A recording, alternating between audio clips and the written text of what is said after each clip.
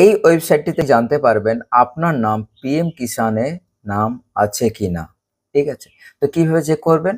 এই জায়গাটা আপনি কিভাবে পৌঁছাবেন? আমি সেটা আপনাকে সম্পূর্ণভাবে পুরোপুরি দেখিয়ে দিচ্ছি। আপনি খেয়াল রাখবেন এবং নিজে চেক করতে পারবেন। নয়তো আমাদেরকে আপনি আপনার ডিটেইলস পাঠাতে পারেন, আমরা চেক করে দেব। এই ওয়েবসাইটে এই ওয়েবসাইটটিতে আসবেন। এখানে আসার পর নিচে স্ক্রল করে আসবেন। সেখানে এই অপশনটি পাবেন বেনিফিশিয়ারি লিস্ট।